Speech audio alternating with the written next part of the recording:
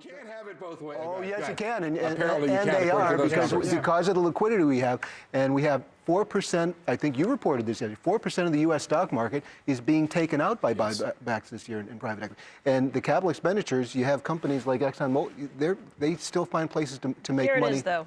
$4.3 billion is down, right? Is down. $4.8 billion. Yeah, and that's the point. And it's also but that's not such a major level. But that's a major point. Energy is a major part of that. When you look at General Electric, it ain't down.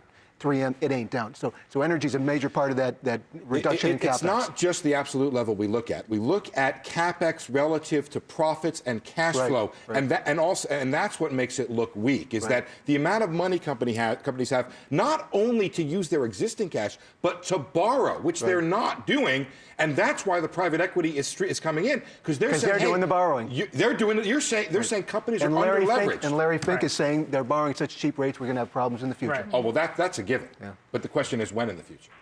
We have to wrap. Could be a while. But I think this debate could go on for the next, let's not hope millennium, but a very long time. But where companies ought to be putting the money. Yeah. That'll make for a long What the best outlook.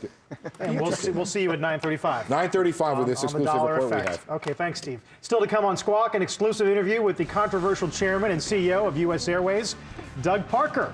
This is one of his first major TV interviews since, you remember the DUI that he got in January. It led to a one-day jail sentence. We're going to talk about earnings, why he wants so much consolidation in the industry, why he's almost alone on that front.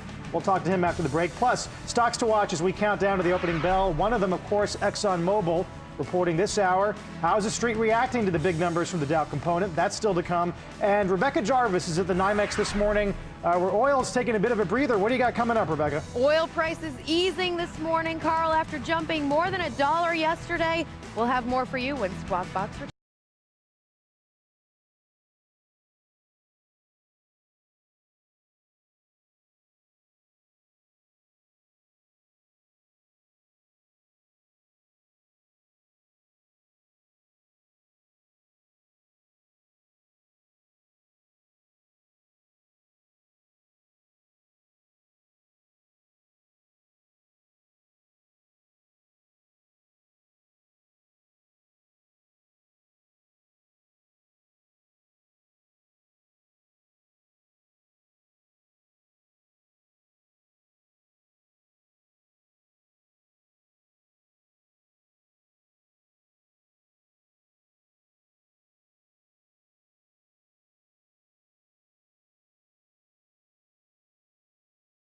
Well, he became known as the worst dad in America, Byron Perkins. He was let out of jail to donate a kidney to his son.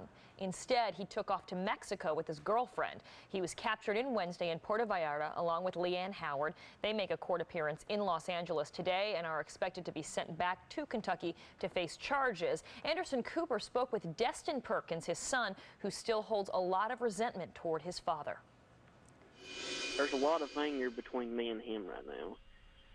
I mean, I would like to see him just tell him what I think and just ask one question why he did it. It's kind of sad that he would run out on me like that. I don't know how he could lay his head down at night just knowing that he ran away and left me up here to die like that. And that's just one of my main questions, just why he did it and how he could do it. I think a lot of people are asking that same question today. Well, Destin was able to get a kidney. He got it from an anonymous donor, and he says that he is doing well. His health now is fine.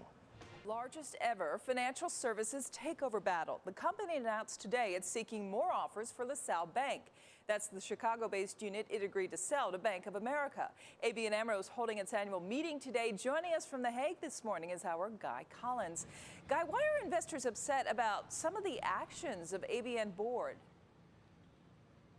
Well, as you say, there clearly is a fair amount of consternation, at least among some shareholders here. We spoke with Peter Paul de Vries. He's the representative of the Dutch Shareholder Association, represents 40,000 investors. They're basically saying two things. One is that the ABN board is recommending the merger with Barclays that's on the table, even though Royal Bank of Scotland with Fortis and Santander has indicated it's ready to bid a significantly higher price, and part of that in cash.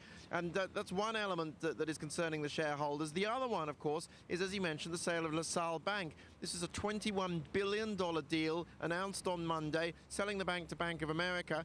And the issue here is whether they could get a better price from someone else. ABN putting out a statement this morning